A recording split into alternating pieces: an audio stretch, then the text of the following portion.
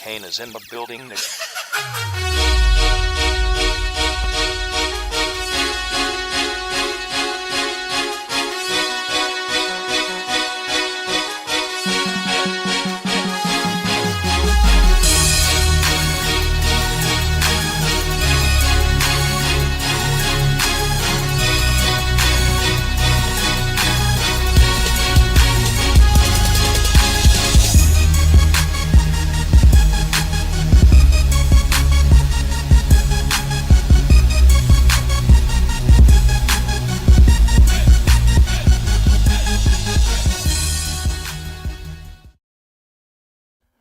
Hello, and thank you for tuning into another edition of the Buffalo Blueprint podcast here on the Dude Champions Media Network. I am Pat Bruckness. You can find me on Twitter at Pat_Bruckness. And I'm here with my co-host, Jake Steinhardt. You can find him on Twitter at JakeFBData. And we're also here with Jordan, a part of the Dolphins podcast. What's up, fellas? How you guys doing? Doing well, man. I didn't want to step on your guys' toes here, but I appreciate you having me on. We just got done, me and my co-host Brett, recording, talking about this game. And I'm thrilled to come on here and talk with you guys. So thanks for having me. All right, no problem. Do you want to tell everybody where we can find you, where anybody can find you? You can find me on X at Selly Sports, and you can find our podcast at the List Fins Pod. That is the List Fins Pod. Okay. Yeah, thanks so much for joining us. We really appreciate it. Super pumped. Rare early season night game Thursday night, so can't wait to dive into that later. But let's first touch in on the week 1 slate. A lot of interesting games, a lot of interesting storylines. We'll each pick one to talk about, but for me, it's got to be that New England Bengals game. I'm worried about Joe Burrow. I think his wrist is not right. There was videos of him like trying to grab a water bottle and he couldn't even do it. He just was not throwing the ball well. He does not look comfortable in the pocket. Guys were open. He just wasn't throwing it. That New England defense is really good though, so I'm interested to see if it's just a week 1 thing as well. Bengals traditionally don't start out hot either, so that could be part of the problem too. But man, that game was super interesting, and what a big upset for New England. Yeah, I know. I didn't watch much of that game because Buffalo was playing at the same time, but I went back, I watched some of the film on it, little highlights, whatever you want to call it. And if the Bengals offense continues to look like this in week 4 or 5, then I'm going to be concerned. But at the same time, they are slow starters. Maybe that's what it is. Yeah, I look at the Bengals and what they did in that game, and you got to worry about Joe Burrow. You got to worry about the distractions. I mean, you also got to worry about Zach Taylor. I think that he's now – I think the stat is 1-10 in weeks 1 and 2 over his course as head coach. I mean, that is just lack of preparation and inability to get your team ready to play early in seasons. That's a great point. I also worry about like Mixon being gone. Like he really brought a level of physicality to that team, and really they relied on him just pounding the rock and then play action. And that offensive line's not very good in pass pro to begin with. So having that run game cooking, then they could do some play action off it. So I'm worried about them. I think their defense gives them a certain floor. With Lou Anarumo, I really like him. But man, if you're losing to New England and teams like that in this AFC, you're going to be struggling. And I think there were a lot of teams that had trouble in week 1. The Bills being one of them, the Dolphins being one of them. For sure. But I think the difference between what our teams did and what the Bengals did is we found a way to win. Right. And the Bengals couldn't do that at home week 1. And that's definitely worrisome. And I think that to me, it's more of we're worried about the Bengals more so than do the Patriots really have something. Right. No, that's a great point. And I think that's a great point. In both our games, it was a tale of two halves, right? And it was, offenses making plays, defense coming back and making plays. And really you could see that, both teams have life. It just started out a little sloppy. But you didn't see that in that Bengals game, even with New England. I mean, it's not like they played particularly great either. So, that game was super worrisome for me. Pat, what about you? What was your week 1 game? Mine was the Jets and 49ers. I mean, Jets fans on Twitter were saying Aaron Rodgers is going to come back and look like 2018 Aaron Rodgers. And I know he didn't play in the preseason. It's his first time taking a snap in what was it, 400 days, 500, something like that. And they did not look good. As soon as the 49ers defense keyed in on Garrett Wilson and they were stopping the run, Rodgers really had nowhere to go. And that Super Bowl defense, as the Jets fans like to call it, was getting gashed left and right. Yeah, I think that was the most surprising part for me was, uh, that D line was getting dominated by the 49ers O line. That's like not particularly great outside of Trent Williams. Um, they rely more on scheme and CMC, being awesome, and he didn't even play, and they were still getting destroyed on the ground. So that was super shocking. And man, as far as Rodgers, like I'm worried, man. He can't move. He could No, not he can't move. move at all. His He arm has like was no mobility. fine, but yeah, he can't move. And so that O line was not very good. And as soon as pressure Mm-mm. got on him, he was panicking and just trying to get rid of the ball. What do you think, Jordan? I don't know if you guys saw the throw chart from Rodgers in the game. Yeah. But literally every single throw was from center field to the left. Yep. And that shows to what you say that he couldn't really move his body. Yep. To me, I think that across the board, when you look at the entire league, offense struggled.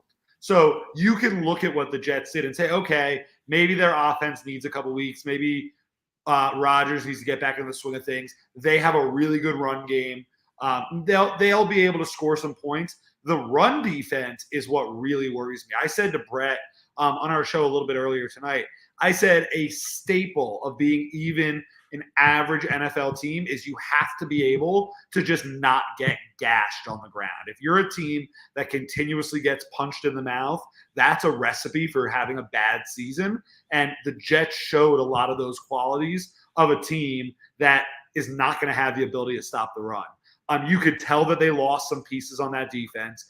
He's not going to help the run, but you really miss Hassan Reddick, and they need to figure something out there. But the Jets really, they showed signs of a team that is really going to underachieve this season. And they also look like a team, as we talk about a team like the Patriots, but I think the Jets or the Patriots are a very bad matchup for the Jets because of the way the Patriots like to pound the football. Yeah, it's a great point. I mean, as far as offense is struggling, I mean, yeah, the pass game specifically, right? I mean, it was like the fewest passing touchdowns in that we've seen in like Yeah. almost 10 years. Total yards was way down passing. Conversely, the running game was up. And so teams were running better, and that was a trend that started last year as well. We've kind of seen it go from a spread offenses and throw it everywhere. Now we're transitioning more to running and being more run efficient, which then leads to passing. So that's a great point. If the Jets are struggling to stop the run, I mean, it's going to be a long year because that's what teams are going to do to them, and like that's what teams want to do to begin with, especially in our division, right? All three of our teams want to start running the ball. Yes. Yes, for sure.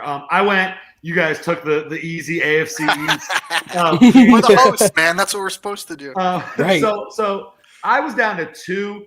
I'll tell you the one I didn't pick, and that was the Detroit Rams game because I love the way Matthew Stafford played in that game. But to be a little more AFC centric, I picked the Steelers Falcons game. Okay. And I'm wondering as to whether the Steelers defense is that good, or if Atlanta is going to have that many problems on the offensive side of the football because the Steelers really shut them down in the second half of that game. And in a year where a lot of people love the Ravens, I was very high in the Bengals prior to Sunday. If the Steelers can do what the Steelers do and kind of play physical smash mouth football in a year that we just all said smash mouth football is kind of going to be the theme of the year. And if the Steelers could really make some noise, they have two good running backs. If either Russell Wilson or Justin Fields could play efficient football, the Steelers could go in and beat anybody. Yeah, that's a great point. I kind of wonder on Atlanta too. I was really high on them. I can't remember where I had them on our first power ranking, but they were way up there for me. Kirk Cousins is done, man. I watched that game.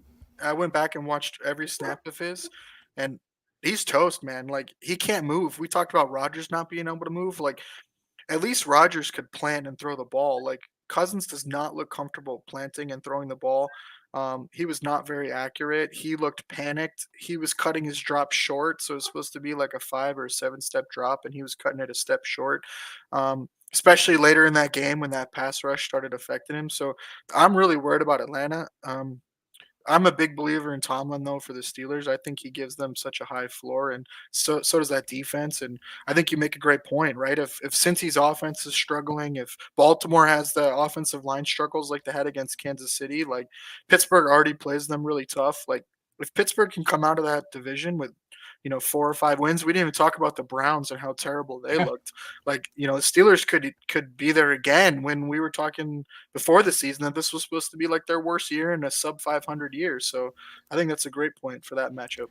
Both of you guys bring up a good point about Kirk Cousins.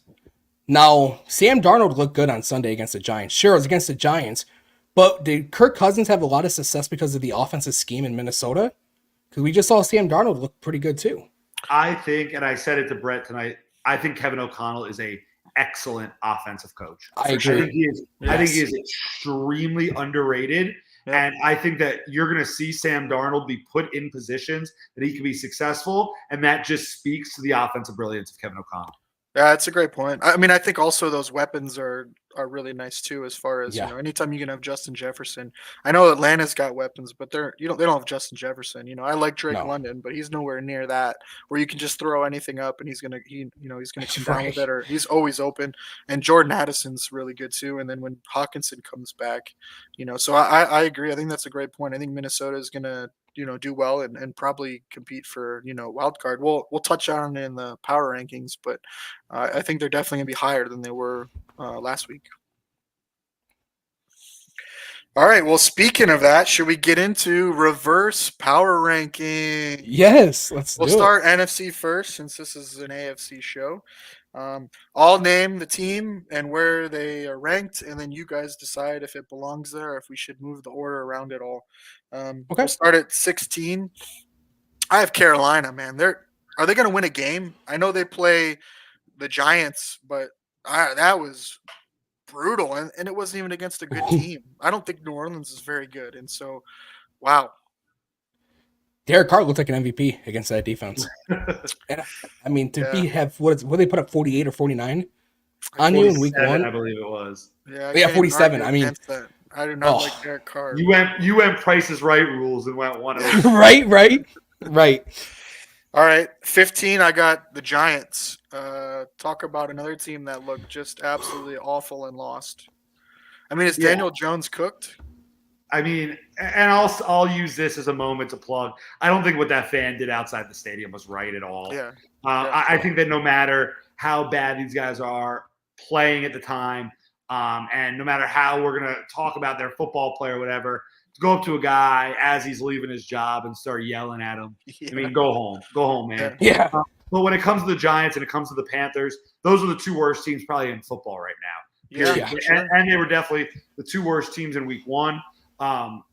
Daniel Jones, that was one of the big surprises for me that they didn't add a quarterback, somebody really that could go in and actually compete. I definitely thought that they were going to be a team that took one high. They chose not to, but it looks like this is going to be Daniel Jones' last season as starter, and we know that already after week 1. Yeah, that's a great point. Did you see the quote by Myles Garrett about fans booing and heckling? What did he say? He had a great one. I loved it. He said, this was in the stadium versus out of the stadium, right? He said, "You're paying money to come in and watch us. Like you're entitled to your opinion. If you want to boo us and yell at us, that's fine. You can totally do that. And if you want to cheer us when we're doing great, that's your your right as well." I thought that was a really good take. Now, when you step outside of the stadium, or you start messaging people on social media or sending them letters and stuff, that way crosses the line. But if you're paying in the stadium, I totally agree with them. You can boo all you want, but don't wait outside the parking lot. Like that is stalker level. Yeah, no, that's crazy. weird. Yeah, like I'm the type of guy. I love going to a game. I love making some noise. I'll yell. I'll heckle. We'll be there. We'll talk back and forth. But I think that's all in the spirit of sport and fun and competitiveness. And at the end of the day, you dap up, you hug, you go your separate ways. And it was just part of the good fun of the game. I went up a couple of years ago to the Dolphins-Bills playoff game when Skylar Thompson was starting up in Buffalo. And I'll say until the Dolphins recovered the fumble for a touchdown, to take the lead late in the third quarter of the game. It was all good fun. Everybody was having a fun time. It was the second the Dolphins took a lead, and it looks like Buffalo might lose to Skylar Thompson. Then I was told, no. You gotta, like the Jonah Hill meme, you gotta cut it out. Yeah, that's great. I've been to probably at least 10 Bills Dolphins games in Miami, as I told you before the show. That's where I grew up down there, and so that rivalry was amazing.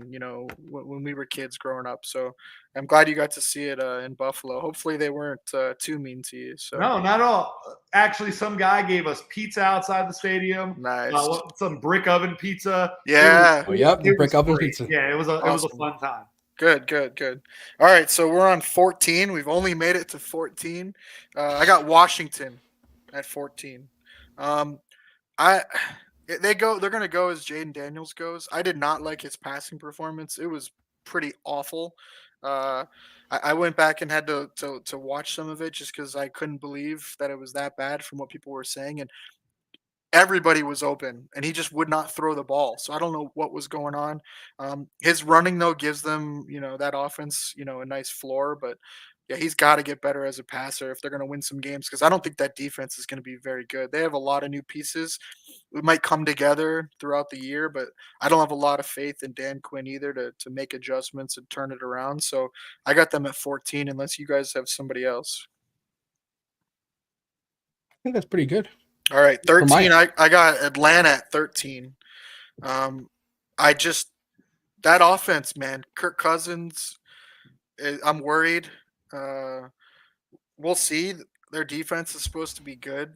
They did hold the Steelers to 6 field goals, which is just crazy. It's such a Steelers scoring line. But yeah, I have them at 13, unless you guys have somebody else. No, I think that this is definitely that next tier. And it's, I think we're getting kind of into a range where almost the rest of these teams, until you get to the top teams in the NFC, any of these teams could beat any of these other teams. Right. I think that the two that can't are the Panthers and Giants. Yeah. And just because a team is 14, 13, 12, 11, 10 in this range, those are still all going to be winnable games for those teams. And we'll do a lot of juggling throughout the season. That's a great point. And these are like how we feel right now, right? So even, taking injuries into account and whatever, this will be dynamic. You got anything to add, Pat? No, I think you both guys hit the nail on the head with that one. Okay. 12, I got Minnesota.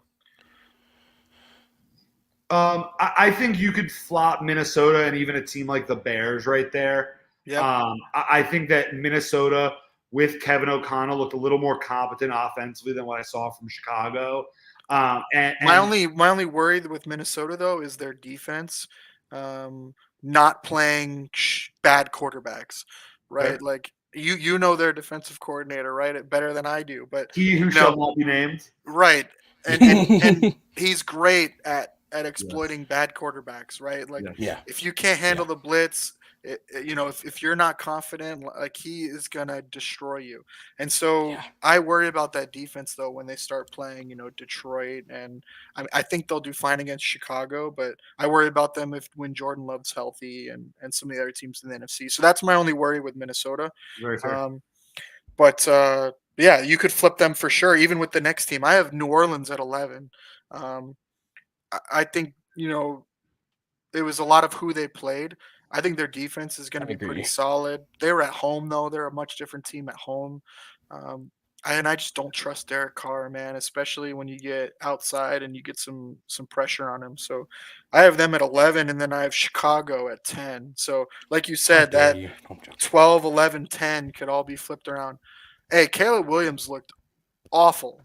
I mean, awful. You can't look too much worse as a quarterback in your debut. So, you can argue back all you want, but until No, you're right. He didn't trust his eyes at all. He didn't terrible. No, he didn't look at all. Yeah, and so I until he gets better, I don't believe it. I mean, they won without any offensive points, right? They had a field goal. Must be nice, right? Right. Must be some nice. That was like the Dolphins from a couple years ago. Remember when they made those runs with all defensive and special touchdowns? Hey, a win's a win, though. So it's a tough league to win. Right. For yes, sure. it is. Sure. So that's why I got them at 10, because they found a way to win, right? And You can't play worse on offense. So, No, you can't. I think New Orleans and Minnesota are both in that. Let's see how they do next week. right. Right. Okay, you passed test number 1 against an FCS team. Let's see how you do when you play somebody. Ouch, but I agree. I mean, they did play the 16th and 15th team. So I have Worst Green two teams Bay in the NFL. next. I only have Green Bay at 9 because of Jordan Love missing for a couple weeks. We're doing the rankings as of today, right? I mean, Willis starting, that's scary. I have a lot of faith in Matt LaFleur and that run game. I think that defense will keep him in games, but he worries me, man. They have a lot of weapons, right? You don't need him to do too much, but I would almost feel better with Sean Clifford starting than Willis. So I have him at 9, unless you guys have any other arguments. When we're factoring in Jordan Love not playing, I mean, there's an argument they could be below Atlanta. Yeah, for sure. Yeah. We just haven't seen it, right? So Right. that's why I have him there. I mean, I think they're a top 4 or 5 team in the NFC when he's healthy. So, Yes. Yeah, they are. I have Arizona at 8. I think they're going to be a lot better than people think. That offense, I think, is going to be top 10. It's just Offense is good. what they can do on defense. It's what Gannon can scheme up and how much they can get out of that unit. If they can do enough, force some turnovers, that offense is going to score plenty to be with anyone. I think this is a big week for them. They got the Rams, and the Rams are on like their 6th, 7th, and 8th, offensive linemen. They're signing guys off the street. Arizona had the worst pass rush in the league against us in week 1, so they got to figure that out. But if they can beat the Rams, that would be huge, or even just really look competitive. But I have them at 8. Yeah. I mean, All right. I got Seattle at 7. I don't know what to make of Seattle. They played Denver, which I think is a terrible team. They struggled. They didn't look great. So I have Seattle at 7 because I don't know where else to put them. So I'm actually very high on Seattle. I actually, on mine and Brett's preseason show, I actually picked them to both win the NFC West and to make the NFC Championship game. Wow. I had them losing to Detroit in that game. But I think that they have a lot of qualities that make up a really good football team. I think Mike McDonald is a great football coach, a great defensive mind. And I think if Geno can be what Geno was last year with those pieces they have, with the offensive line they've added to, with another year in that Mike McDonald scheme, I think Seattle's going to get back to those days of being a top-notch contender. So I'm very confident in them, but I totally understand number 7 after week 1 against Denver. Yeah, I don't disagree with you. I like Mike McDonald a lot. I think he's going to be one of the better defensive minds, in the NFL for a long time. Where I worry about them is Geno. You look at his splits last year, and he catches fire and plays great for a couple of games, and then he's terrible. The second half of last year, he was awful. So I just worry about that. They're going to go as Geno goes. That O-line, I think, is going to be very good.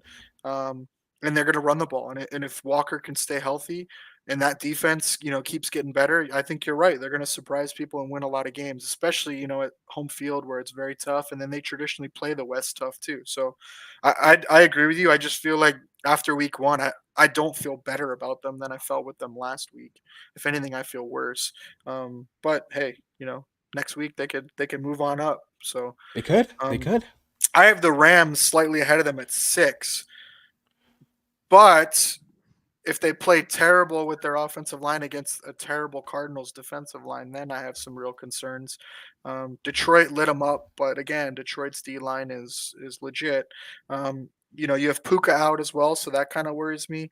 But I have a lot of faith in Sean McVay, and I kind of like their backup guys, Tyler Johnson and Whittingham, or Whittington. So I think they'll be fine. And obviously, they're just going to spam Cup every freaking throw. So I have them at 6 for that, but you could flip Seattle, and I wouldn't argue. Right, you could, because, I mean, due to all the injuries on the offensive line and Puka.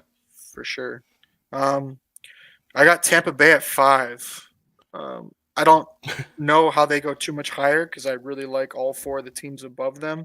But Baker, man, if he plays like that week in and week out, they're going to be there, man. They're going to be really tough out.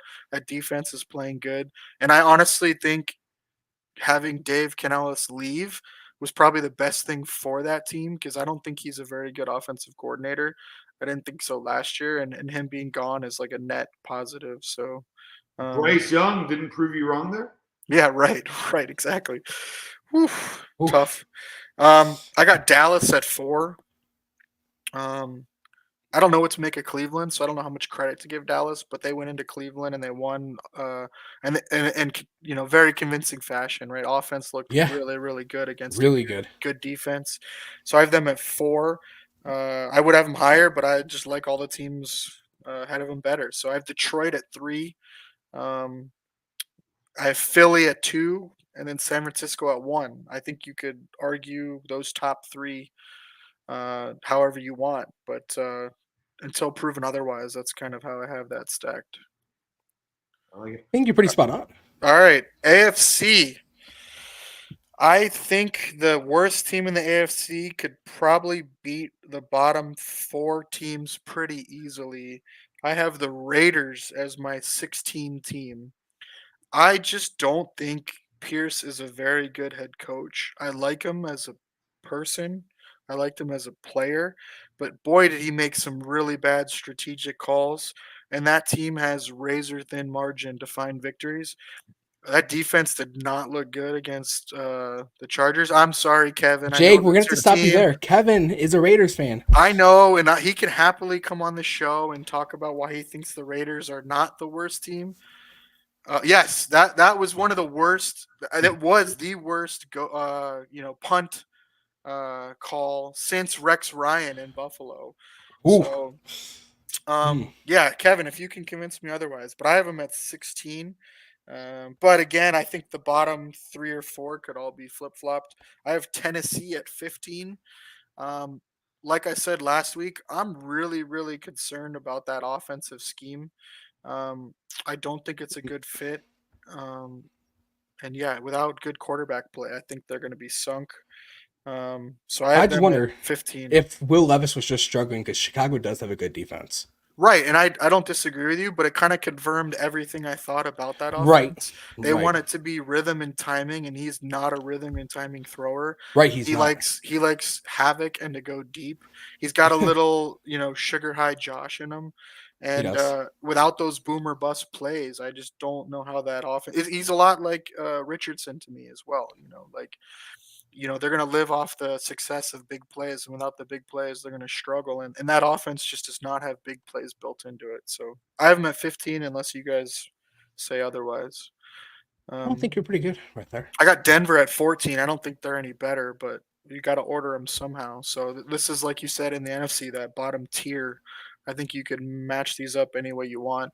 Bo Nix had one of the worst rookie starts as well. I mean, you could try to say he was good, but he had like 40 attempts and he only threw for like 100 yards or a little more than 100 yards. So Yeah. uh, I thought it was terrible. I don't have much faith in that defense either. So we'll see. But yeah, I have them at 14. I think you nailed the bottom tier. The only team I would probably make an argument to switch in and out is Tennessee with a team like Cleveland. I have a little more faith in Tennessee. I think that they looked good early in the game and then gave the game away quite literally. Yeah, for I sure. think Yeah. I think that this weekend, the Tennessee Jet game, I think one of those teams will feel a little more comfortable about going into next week, and Yeah. one of those teams will be in real panic mode already. No, that's a fantastic Oh, point because yeah. I have the Jets ranked probably higher than a lot of people right now because of who they played, right? On the road at night, against this, a team that was in the Super Bowl last year, right? So it's hard to judge, how bad things really are. Plus, it's week 1. If they Yeah. struggle against Tennessee, man, yeah, I think you're right, right? I think they're Hit going to the go hit way the down. red button. Start panicking in Yes. Jersey. Right, right. for sure. All right, so I have the Chargers at 13. Um, they were well coached. They played well. They ran the ball well. Good rushing I attack. don't Yeah. know how sustainable it is, though. I don't know how good that Raiders run defense is. Yeah, I'm smashing on the Raiders again, Kevin. I'm sorry. We'll see. Ooh. I don't love their offensive weapons, obviously.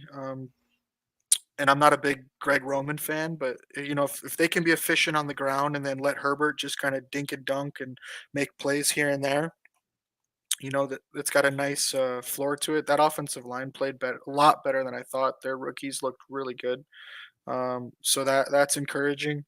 So yeah, I have them at 13 until I can see them beat up on a better team. 2 long runs was misleading for the Right, I Chargers. agree with you. It's J.K. Dobbins being, boomer bust, but that's what they need, right? If their passing game isn't creating explosives, then their running game has. It's kind of like Brees Hall with the Jets. Like he's kind of a boomer bust running back as well, but when he breaks one off, it's massive and it flips the game and, Yeah. and equates to points. Or A Chain with Miami, right? Like you need those explosives, and they really change your whole offense. When you're not getting them in the run game, at least Miami can rely on the pass game where I don't think the Chargers can right now. So I have them at 13 mainly because the next 5 teams I don't know what to make of them. I think this is kind of the start of that next tier. I have Cincinnati at 12. I don't know if it's week 1 like you said. I don't know if it's just them starting out slow like they do in the beginning of the season. I can't really rank them higher because they lost to New England team that was 16 on our rankings last week. Yeah. Yeah. So I have them at 12. I have New England at 11 because I don't know where else to put them, and they beat Cincinnati, who I thought was supposed to be a good team. They played a lot better than I thought they would on offense. I didn't know how that O line was going to look, and Ramondre was going to run behind it, but he made that O line look a lot better. And then Brissett, didn't make a lot of mistakes. He went, to the right spot with the ball, and that's all you can ask of him. I know you've seen him too much for your liking, I'm sure, Jordan. Maybe brings back nightmares, but he at least plays smart football and protects the ball. And when you have that defense and a run game, like we said, earlier, that gives you a floor. So I have them at 11. I have the Browns at 10. I don't know what to do with them either, man. Like they won a bunch of games last year with horrible quarterback play, and then they had mediocre quarterback play as well. So I don't know. Like, was that just a fluke? Was the Dallas just had their number and was lighting them up? It was week 1. So I don't know what to make of them. So I have them at 10. I have the Steelers at 9. Uh, are they going to get enough out of the offense to win enough games? That defense is going to give them a nice floor. The teams ahead of them, though, I'm worried that are going to score more than they can defend, essentially, and that's why I don't have the Steelers higher. But at 9, they're flirting with a wild card. I have the Jets at 8. Um, I'm worried, but again, they did play a very good team on the road, They did. and it's week 1 as well. So if they can get enough from that offense and Rogers, maybe Brees breaks a run or a screen pass or something, Rogers can hit a deep ball or something, then they score enough and they can win some games. Um, I have Jacksonville at 7. You can get more into them later, Jordan, and tell us how they looked. But I have them at 7. I think they're a solid team. I think they're going to win plenty of games. I just don't think they're that great. Trevor Lawrence, to me, just he makes too many bad decisions and misses too many Yeah. throws in critical moments that you have to make. Now he makes some unbelievable throws uh, that are just ridiculous, but you got to consistently do it to be one of Especially those against top us. teams. Yeah, yeah, he does it against. We did it against Miami. Especially. Throws Yeah. against Miami that were unreal. But Yeah. again, you got to consistently do it to win games, and you saw it. He got hot early, and then it was nothing in the second half. So Right. I You have them can't at pull off like 7. that. I got Indy at 6.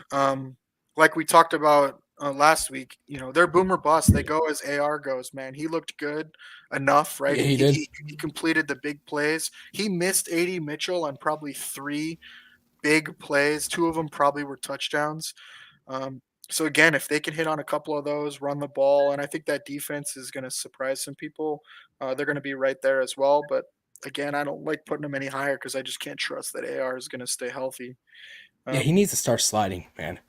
right, There's a few times last right. No, he last week lowered his where he's just shoulder on taking that it. Yeah, one, he's and I'm lowering like, his "What are shoulder. you doing, man?" That's Yeah, what people think Josh Allen does. right. He jumps Oh, over him and then hurts yeah, no, himself. right, right. I Which got this is where it gets spicy. I got Buffalo at 5. Wow. Um, Okay, so I was waiting for the moment to yeah. see if you were going to put Buffalo or Miami higher. Yeah, so I got Interesting. Buffalo right now. I think a lot of that is of the state of the team right now. So arguably our two best defenders, are most impactful, hardest to replace, are out, Milano and Taron Johnson. So that kind of hinders or lowers my confidence in the defense, especially they're playmakers too. It's not like they're just good players. Like they Right. turn the ball over, they make splash plays. So them being out scares me a little. And then also against Miami, you would like to have both those players as key At least one of pieces them. in the pass coverage, especially though. I'd like to have, Yeah. both Yeah. of them are key. So that's why I have them at 5. I got Miami at 4. I think Miami's a good team. The O line played a lot better than I thought from what I saw. You can touch on more of that later and go in depth. So as long as that O line stays good, I think that team's going to be good. They didn't run the ball as well as I thought. You can kind of get into that, Jordan, later as well on some of the issues there. But yeah, I have Miami at 4. I got Baltimore at 3. I think they have their own issues too. Their O line, I'm not sure how good it's going to be, especially in pass protection.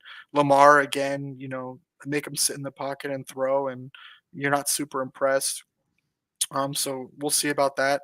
I think their defense is going to be pretty good though, and all around they're going to be a solid team. They're going to win plenty of games with the style of play that they have. I got Houston at 2. Um, I'm not sure if Houston's that good. We'll see. But they played a good game, and they made the plays to win. And Stroud again made some really good throws. Nico Collins is so good, man. And then, the other weapons they have, You want to talk about him? we will not talk about. No, I don't really want to 2 talk about touchdowns, him. man. He said he didn't forget how to play football. Yeah, I don't know, man. I watched. 33 yards with 2 tutties. Yeah, exactly. That's the thing, though. That's what he was doesn't doing in Buffalo too, minus the touchdowns. The 33 yards is pretty spot on right from last year. Exactly. So, but if that's all they want to use him as, is you know, short yardage, quick game, that's fine. They got So Nico. you guys are fans of Stephon Diggs. Yeah, for sure. Yeah, For sure. yeah. So yeah, I got Houston at 2. I want to see what that defense can do. Like I said, they had a lot of blown coverages in that game. I felt like the Colts probably should have won that game. So we'll see. But again, we don't know how good the Colts are either. So, and it's week 1, so the defense could get better. I got obviously Kansas City at number 1. They're going to stay there until someone knocks them off. But they definitely didn't look any worse this year. So No, they didn't. that is the reverse power rankings. Woohoo! All right, Nice job, let's Jake. get into it. The first topic I want to touch on was the Spencer Brown deal. The details finally came out. It was 4 years, 72 million, 19.8, essentially fully guaranteed. It really breaks down into a 2-year, $27.2 million deal. And then after that, it's kind of pay as you go. So 2026, 2027, 2028. Cap hits Isn't there void years too? There was one void year on the back. Yeah. And, Okay. So the cap hits are 2.5 million this year, which lowers his cap hit by 800,000, which is always nice. Next year is only 8.2 million, which I think is really good. And then this gets into where they have options. So year 3 is 19.48 million. If they decide to go a different route, the dead cap's only 3.84 million, so they'd save almost $16 million. I do think if he plays well this year and next year, they'll just restructure or change that deal completely. So I think that's where I really like this deal. Where it's nice for Spencer Brown is the AAV of the deal. It's about $19 million per year, and that's really nice. It puts him as, I think, top 7, top 8 for right tackles. But again, like I said, with such low cap hits the first 2 years, it really helps Buffalo out. It's another good contract by Brandon Bean. Yeah, I think so. I think it buys the Bills, 2 more years to evaluate him. He's played such a few amount of snaps. Last year was his breakout. So yeah, if he keeps playing really well, it's going to look like a fantastic contract.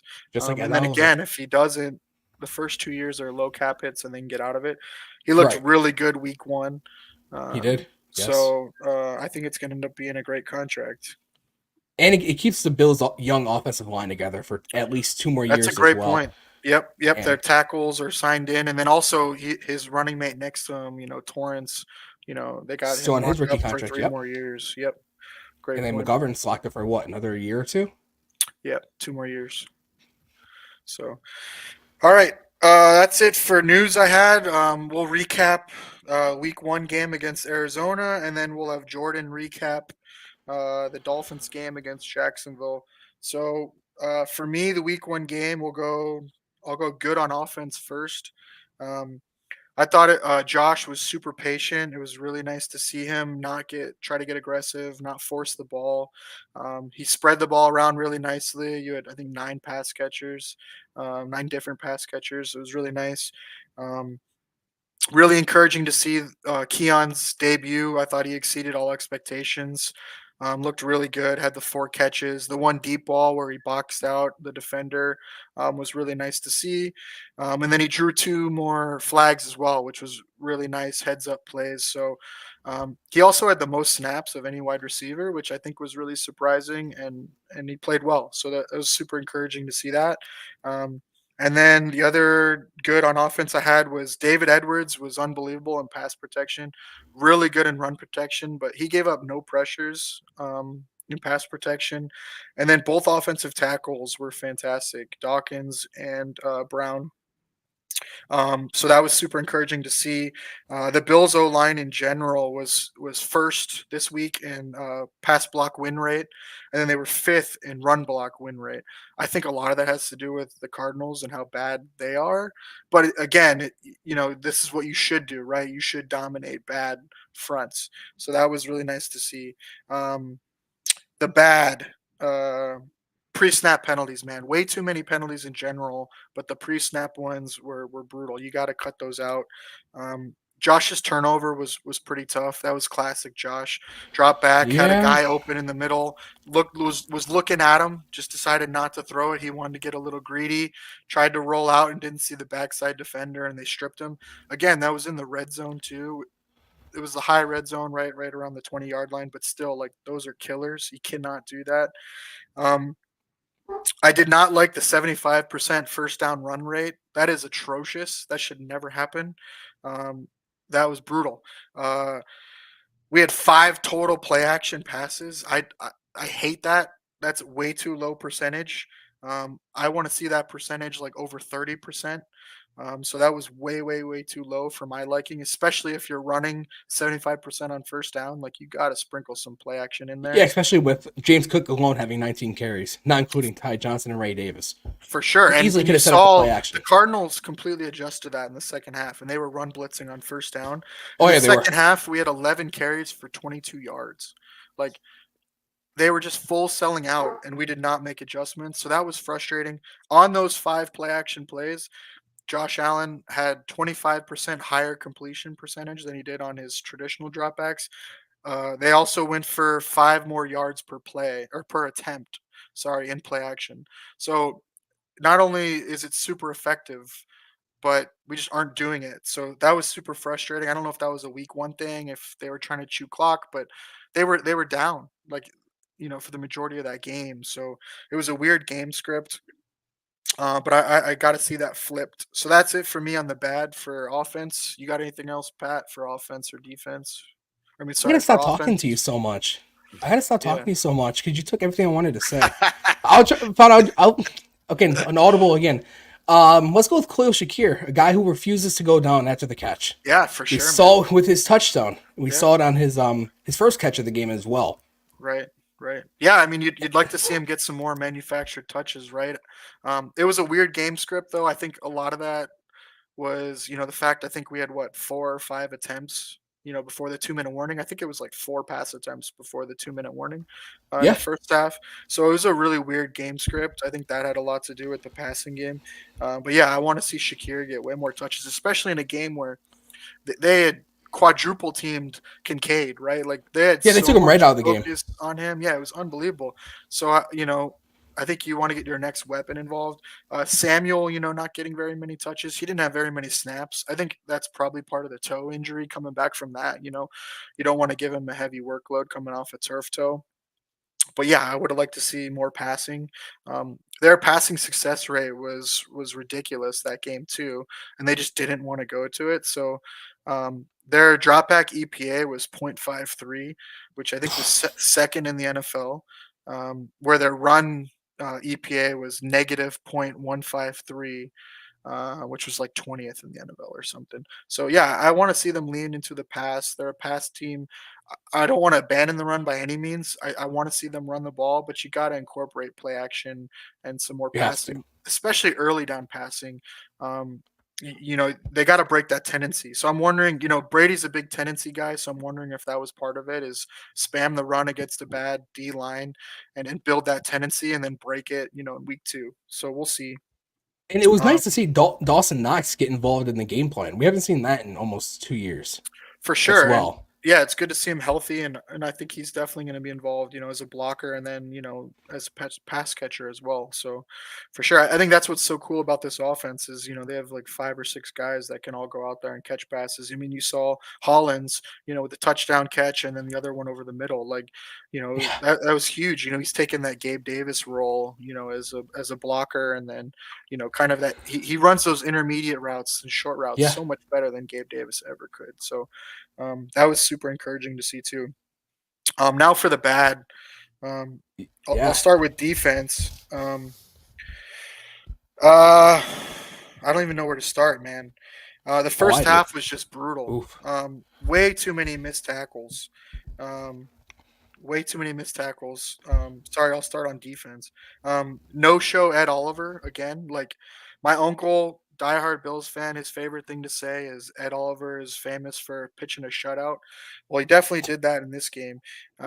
He was nowhere to be found, and you can't have you can't pay him what he's being made to to do nothing essentially. I'll give him a little credit. His pass rushing wasn't terrible.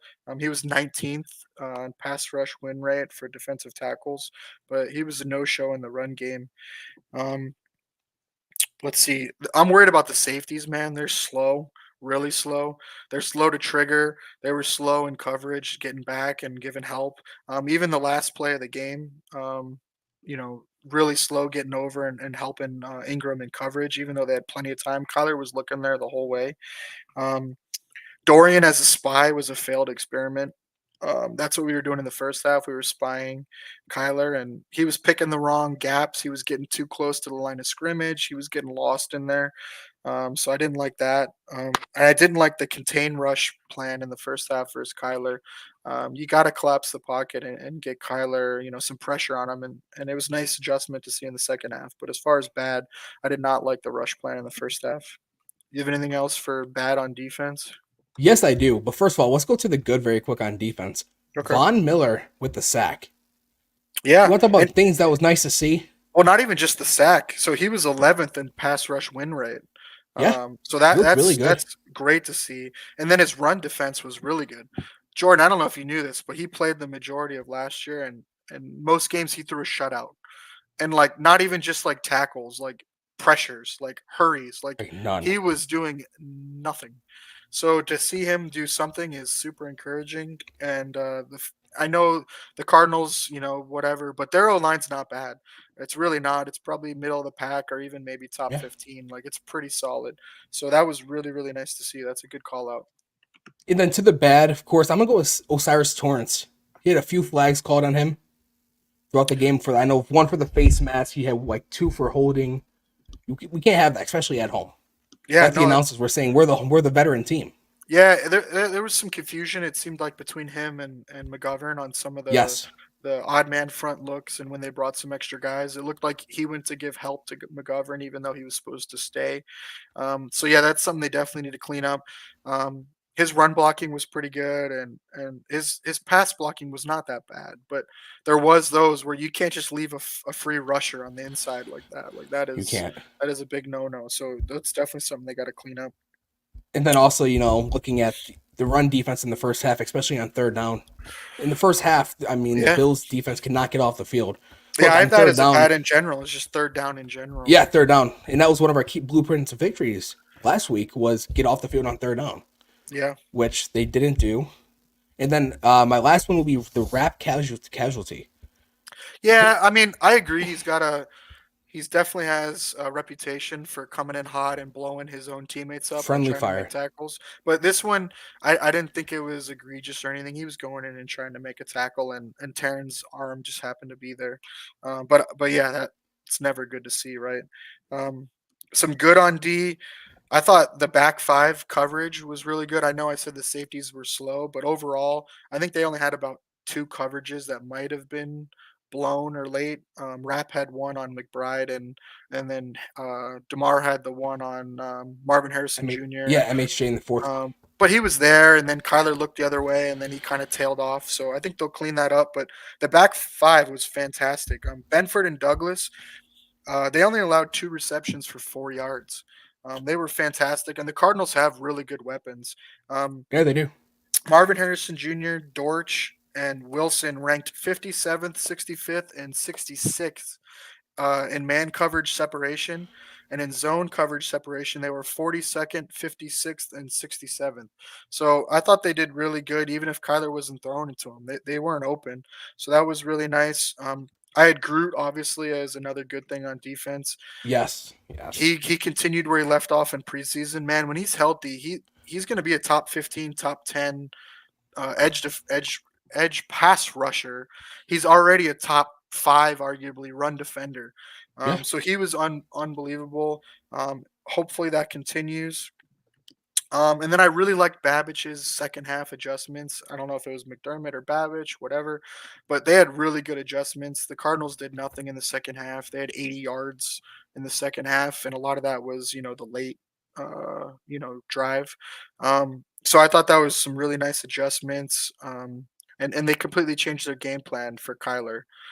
So that was really good to see because we haven't really seen some major schematic adjustments like that previously with this in defense. quite some time. Yeah, it was nice. It was very nice to see.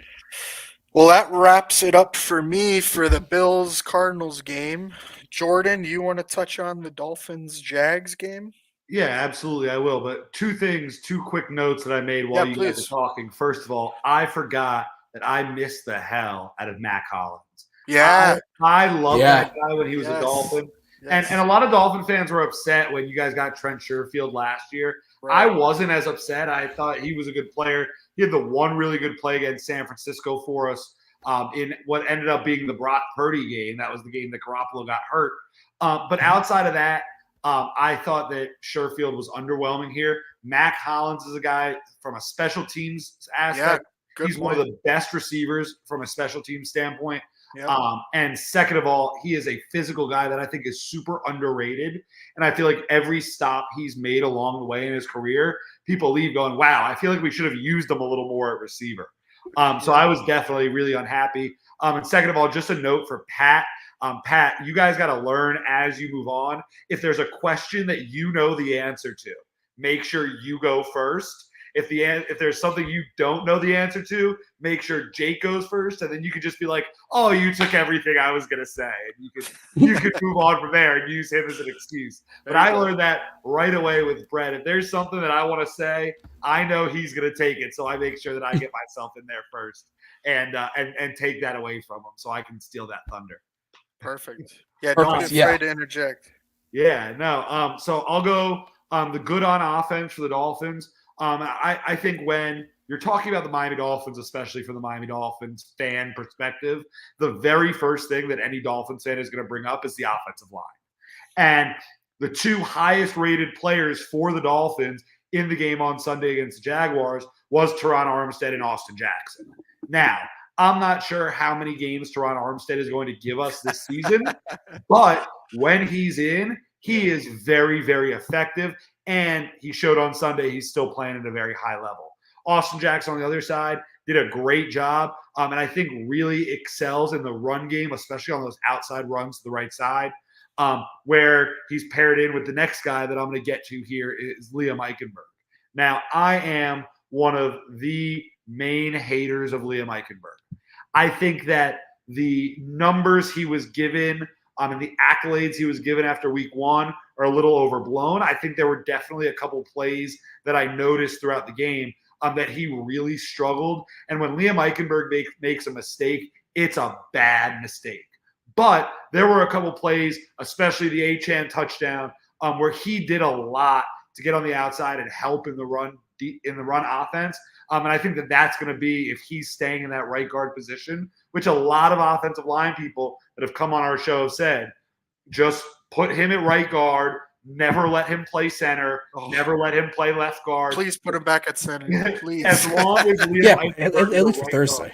Yeah, right. Hey, no, and speaking of the center position, one of the things I was the happiest about, and when I actually wrote my recap of the game, the very first thing I listed was how happy I was with Aaron Brewer. Yeah, he's found home, man. He's really good. Yeah, and he's athletic, and he gets out there, and he seems like the perfect center for this offense. A lot in the same way. He's not that much of a different player. He's different, but in a similar way that Connor Williams was for us when he played really well. I think Aaron Brewer is a guy that, as long as he stays healthy, he's not going to have many snapping issues, and he's going to help a lot in the run offense. The pass pro issues have been there. He was rated as a really low guy in pass pro in the past. But this week he played well. I think a lot of the pressure that the Dolphins received came from the guard positions, specifically Robert Jones. But I saw multiple plays on film, especially watching the All-22, where Aaron Brewer really excelled. The next thing I have on the good on O list, the Dolphins didn't turn the ball over. And to me, in this league, not turning the ball over is a win, period. Yeah, for sure. And to me, which Tua, a lot like Josh Allen, although Tua has a lot less turnovers, he always has one or two plays a game where you're like, what's he do? Like, what did he see there? What is he looking at? And I didn't really see a play like that in this game. Something we'll talk about on the bad on O side is the run game, because they really didn't get the run game going. But what I liked is their usage of Devon Achane as a wide receiver. It was a big question mark as to who we were going to use really as that receiver 3, especially until Odell came back. And it seems like that answer is Devon Achane. And there were rumblings in camp that they may use him in that spot. But it was interesting to actually see it in action. It also allowed, because we have such a deep running back room, us to get 2 running backs on the field for formations. I think that you were setting up a little bit. I'd be interested to see if a week like this against Buffalo, they run a couple jet sweeps like that, and they had Achane coming in motion almost into a pass play or into something else. I could see them setting up for that jet sweep, and I could set them setting up for Achane almost in that Tyreek Hill, what they call the sharp formation last year, where he gets underneath, duck behind the tackle, and motions out.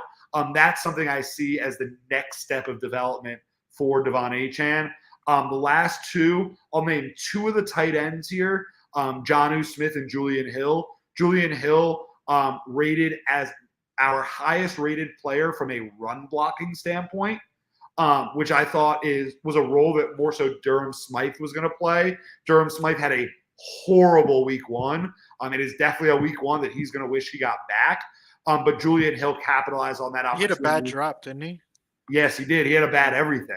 And I think that Julian Hill, who's a guy that a lot of Dolphin fans saw as being able to take that next step, he's a guy that made the team over Elijah Higgins last year, who was a guy that the Dolphins drafted.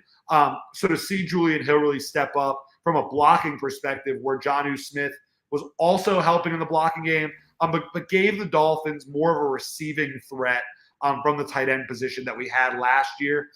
The last thing, which is the biggest thing for me, I'm a smash mouth kind of guy. And finally, for the first time in as long and as many regimes as I can remember, the Dolphins were not getting cute towards the end of the game on 3rd and 1. It was line up in a heavy formation. They gave the ball to Alec Ingold on 1, and really created that space that was needed to get that first down, and actually did it twice throughout the game. And in years past, they tried to run some sort of motion, some sort of screen, some sort of trick.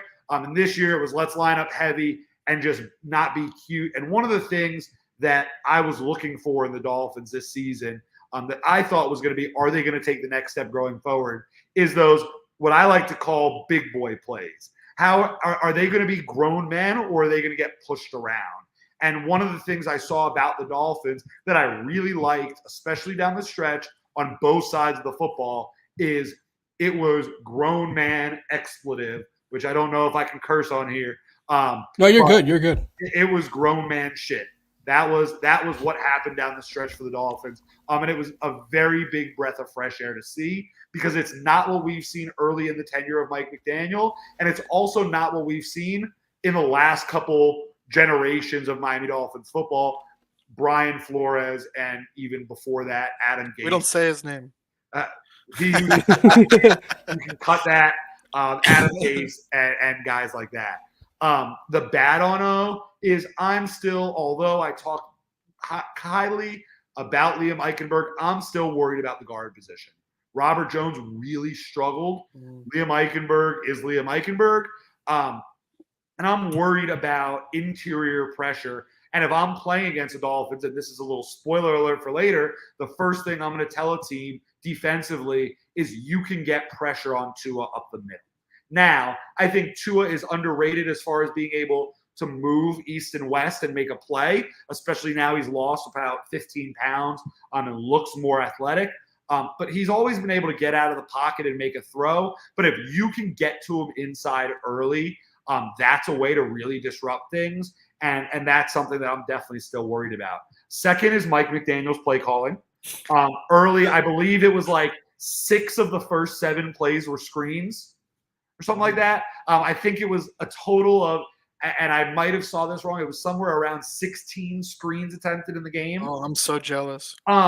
Which I think that part of that is, all right, let's spread them out a little bit and attack the middle, but we never attack the middle.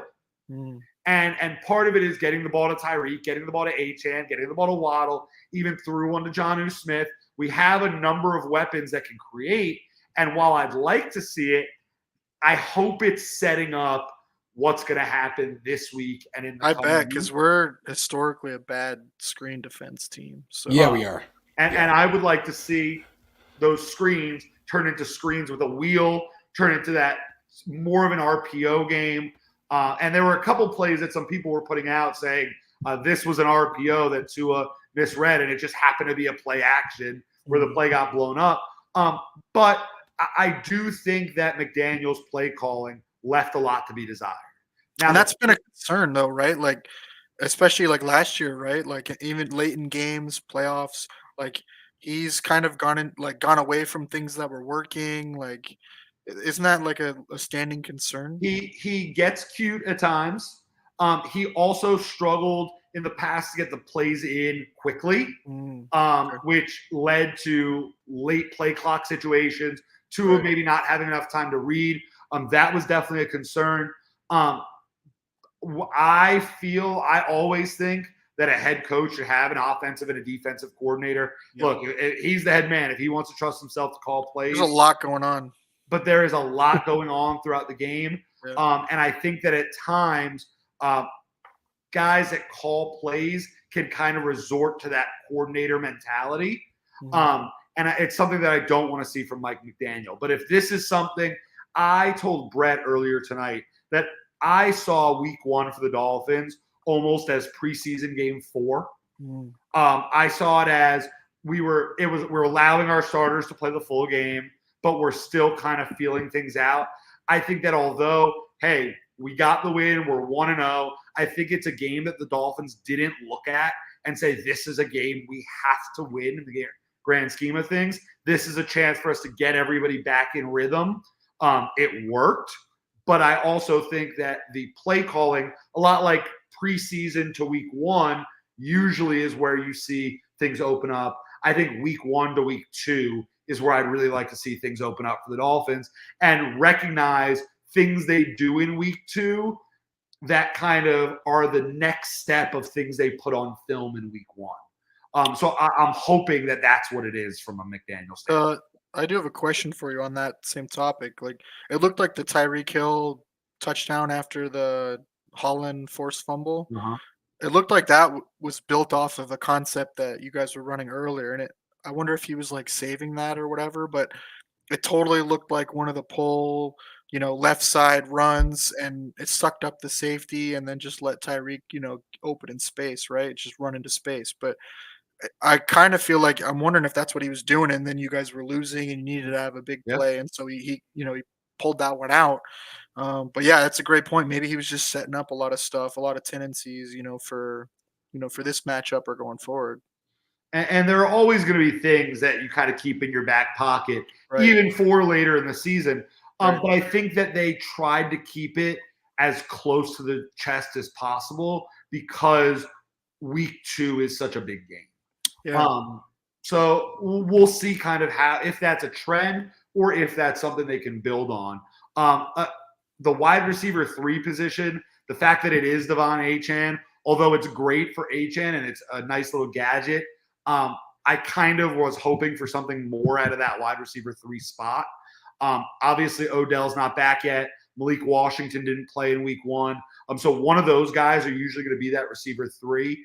But outside of just a few plays, not only was there no real wide receiver 3, but we had the inability to separate from defensive backs.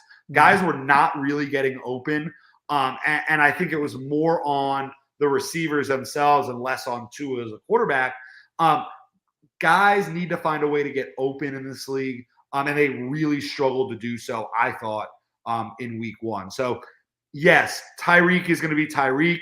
Waddle is going to be Waddle. Achane, Mostert, they're going to figure it out in the backfield. Jalen Wright, Jeff Wilson, they're going to figure it out in the backfield. But I need to see somebody else in that receiver room step up in order for me to feel confident about this offense. And I wouldn't be surprised if we get to right before the trade deadline and one of the positions that you hear is that the Dolphins reach out to a couple teams about possibly getting a receiver that can come in and help. I know they were very high on Xavier Worthy in the draft. They just had Chop Robinson graded really high. And God, can you imagine all that speed? Those Yeah. 2 guys. Oh my Jeez. goodness. That's gross. Whew. So what do you think caused the run issues? Was it what Jacksonville was doing? You think it was rust? Week 1. What? Because you guys did not run the ball well at all. Mostert got banged up early in the game, and Mostert really struggled. He looked like he was just starting to get back in the swing of things. Brett said he didn't want to speculate. It almost looked like he was out of shape. But it was just, he definitely almost didn't have his legs under him. And is definitely getting back. Hey, he's getting old, man. Speed. Jalen Wright was inactive. He's a guy that I think that in a normal week, if Mostert is having an early start like that, gets banged up, he's the guy that's going to take a lot of those Mostert plays. But when you look at the overall numbers, if you add Devon Achane's receiving stats to that rushing number, he had 7 catches for 76 yards. And Was it screens and stuff, or was he? It was mostly screens. It was mostly underneath stuff. Okay. And so if you add that and he finishes with 17 carries for 100 yards, all of a sudden you feel a lot better about the run game. Right. So it's not something I'm overly concerned about. Yeah. I was happy to see from, and not a run game perspective, that Tua's mobility does look like it's better this year. So I think that that's something else as we go on that we'll see. But the run game is not something at all right now that I'm really concerned about. And even if we go into the Buffalo game, I see running the football as one of our keys. But even if running the football is not something we're doing at a very, very high level, it's not something I'm going to be concerned about because McDaniel has enough quick game stuff in his repertoire that he can still get those aspects of the run game out by doing other things. Yeah, and it's about keeping the defense honest and running play action off of it, right? So yeah, and Tua is a great play action quarterback for sure. RPO for sure. And the last one I'll go to there is the other tight end, Durham Smythe. He was a guy that was supposed to be, we have Jonnu Smith now, but he was supposed to be a guy that could be there for the majority of the snaps, and he had a horrendous football game. Like we talked about the drop pass, the inability to block, he looked lost out there to the point where a guy like Tanner Connor or a guy like Hayden Rucci, who are both around and have been around the team, give Durham Smythe a couple weeks like that moving forward with a cap hit the way he has. I could see him being a guy the Dolphins move in order to open up another couple $1 million to go get a player, because he was essentially that bad in week 1. And overall, it would be very easy for me to be caveman like and be like, first half bad, second half good. Like, because that's what it came down to for the Dolphins. Hey, that was us too. So that was us too. Everything was just, the first half was rust, and the second half you kind of saw the energy getting picked back up. And that's kind of going to be the theme of when I talk about the defense. But the play calling, a little bit of the running stuff, and then the receiver 3, and then that pressure from the interior of the offensive line, especially from the guards, those things have to be cleaned up if the Dolphins, like in your power rankings, go from being the number 5 or 4 team to getting into that top 3. What formations are you guys typically running? Like, are you doing a lot of 2 tight end? I know Ingold gets in there a lot. So, and then you said the 2 backs. So, is there a lot of like 22 and 13 personnel and stuff like that? There's a lot of heavier personnel, and I'm looking here so I can give you the exact numbers. I mean, Julian Hill, who's our backup tight end, played 42 of the 71 snaps. Wow. And he's what? Tight end 3? 2. Okay. Well, Jonnu, right? But so Jonnu played 20. Okay. Julian Hill played 42. Durham Smythe played 30. Tanner Connor played 3. And we used Greg DeBose a little bit as a blocking guy kind of near the line. And he played another 13 snaps. So having guys in that could block in a lot of heavier formations. And sounds like you need a Matt Collins. I would love Matt Collins. Yeah, I think that the Dolphins are trying to get Wish.com version of him with Chase Claypool. Oh man, Claypool, man. Which you know all too well. Yeah. But I do miss a guy, and Dubose is supposed to be that guy that can get out there and do that. But a lot of heavier formations, and then a lot of movement off of those formations. We're not. I think if you didn't watch the Dolphins and you think about what we are, you would kind of think this spread, get the ball around, and we're not that at all. Yeah, condensed formations resembles a 49ers or a Rams a lot more than people think. Yeah, in Detroit too. Yeah, condense the formation for sure. We're starting to run more of that too. So I think that's a lot of the league, right, is condensed formations, bigger personnel, and then run your action off of that for sure. All right, what about defense? I saw the Dolphins gave up the most explosive plays, or the highest explosive play rate in the NFL for week 1. And then I'm curious how the D-line played. You know, Jalen Phillips coming back. I heard he had a good game, and how the rest of them did. So I'll start on the good side of the defense. And the first 3 words I listed there were energy, energy, and energy. The biggest difference from what I saw with the Dolphins as a team from last year to this year is the energy on the defensive side of the ball. Anthony Weaver has those guys flying around. If anybody listening does not know the name Anthony Weaver, he is going to be a head coach in this league.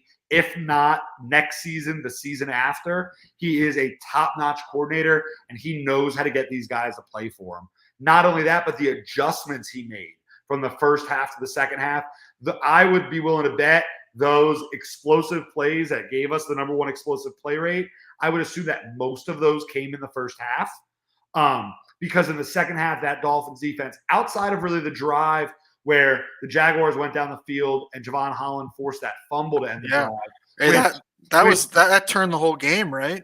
Which people say, we're lucky the Jaguars fumbled. No, that was more of a forced fumble than a fumble. He punched that out. That was a touchdown.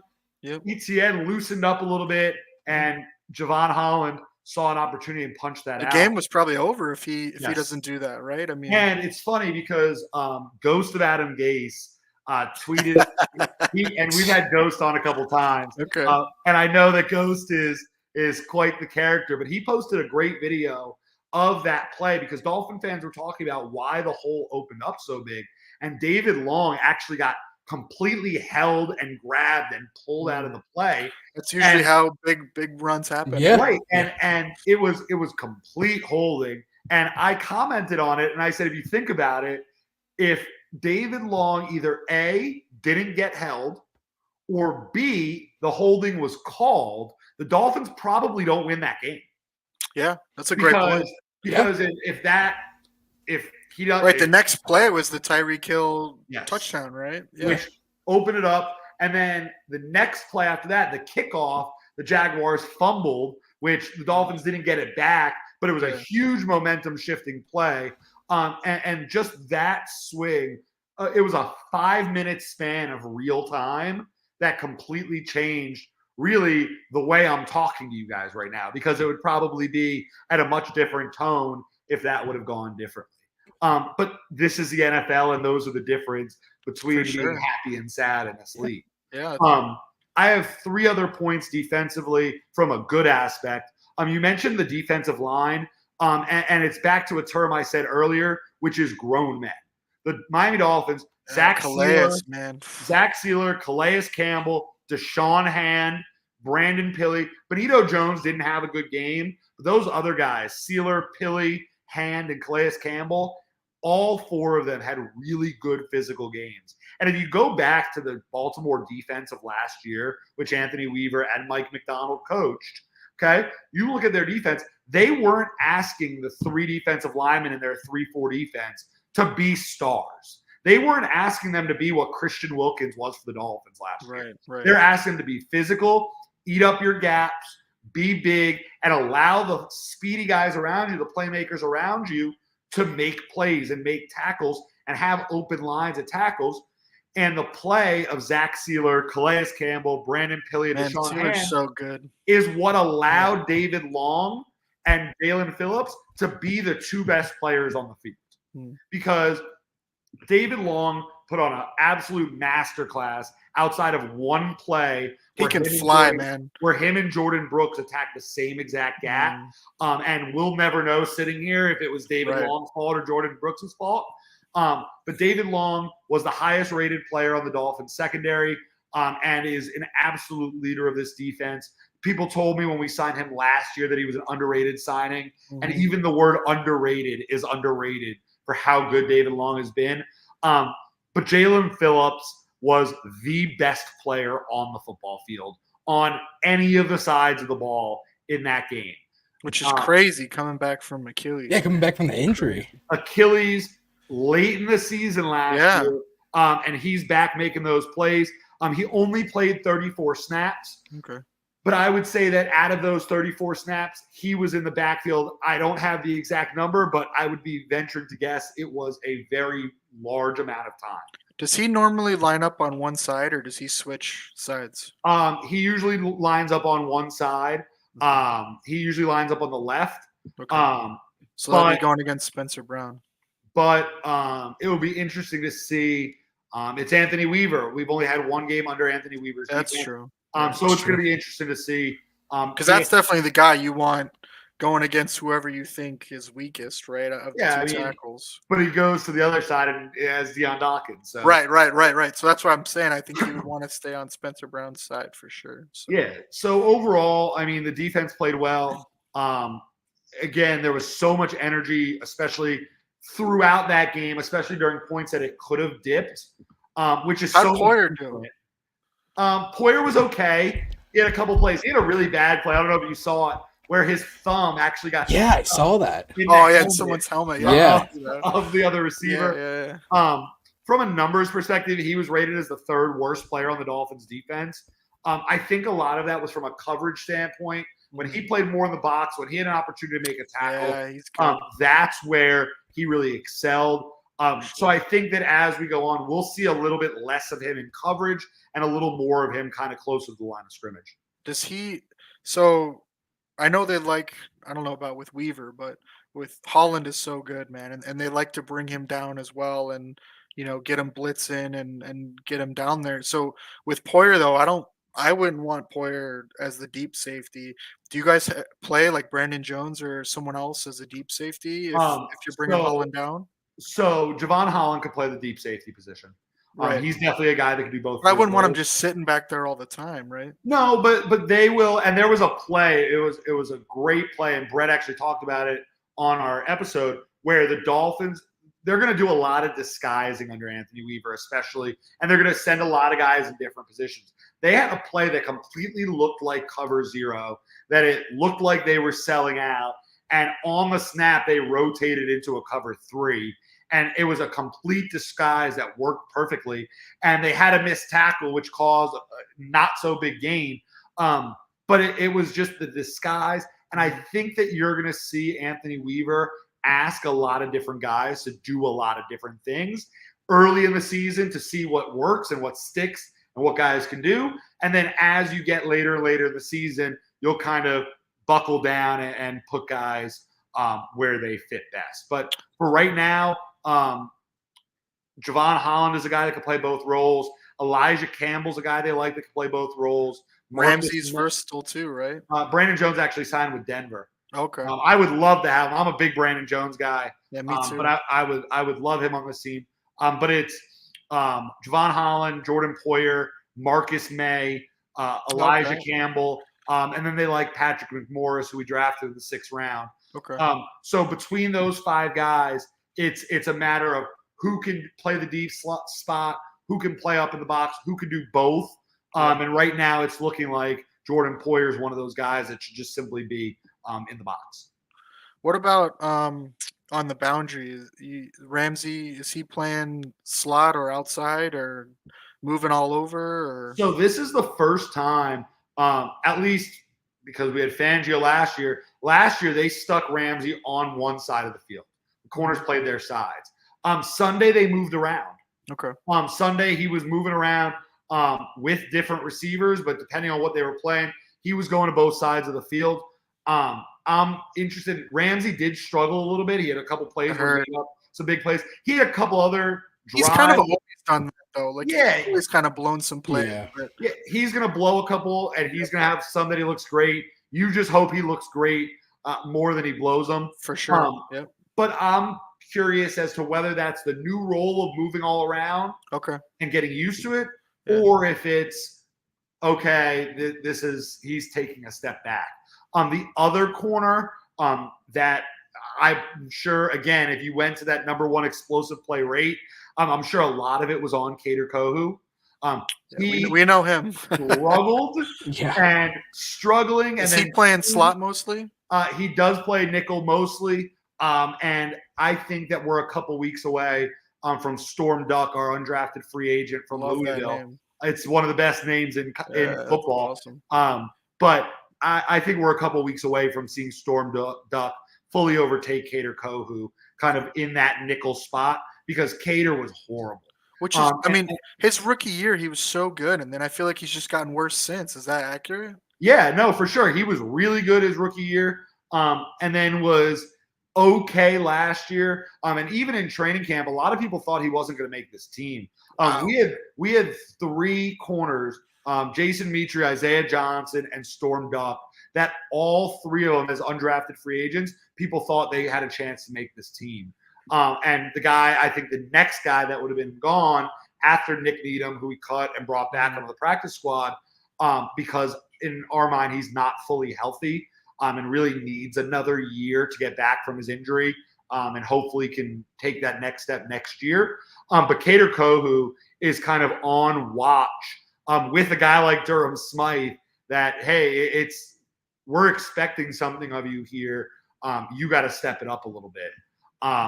But Kader Kohu and Jalen Ramsey both, not as worried about Ramsey, but I'm definitely worried about Kader Kohu, which those are 2 of the 4 negatives I had. The other 2, one, although I thought Chop Robinson, for being a rookie that we kind of thought was even 6 weeks to a year away, his run defense was pretty atrocious. Yeah. I think that the Jaguars were playing well when they were simply waiting for him to bull rush and then just running through that gap right there. I think that was an area where Chop really struggled, and we'll look for him to not be as just uber aggressive and try to get back there. But his run defense really struggled. We definitely miss a guy like Bradley Chubb. When he comes back, it's going to make all the difference. And then just the run defense overall, but specifically against Tank Bigsby. Because I think He had a when good game, huh? when the speedier Travis Etienne, and Etienne can do it all, but he's a little more of a speedier back. When he was in the game, it seemed like the Dolphins defense played well. When Okay. they went to Tank Bigsby, who was playing an aggressive smash mouth style of football, that's when you saw the team start to struggle a little bit, which is worrisome going forward to see if we struggle against power backs of other teams. Because, again, late in the season, in cold weather, if you're up in Baltimore and can't stop Derrick Henry, if you're in KC and can't stop Isaiah Pacheco, Even Houston now with Mixon. Yeah, with Joe Mixon, yeah. it's going to be a long day. Okay. So we'll see if that was an outlier. I know Doug Peterson was very high on Tank Bigsby going into the season.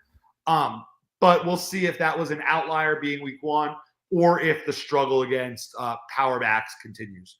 But overall, I think that it was a tale of two halves for the Dolphins, a lot like the Bills.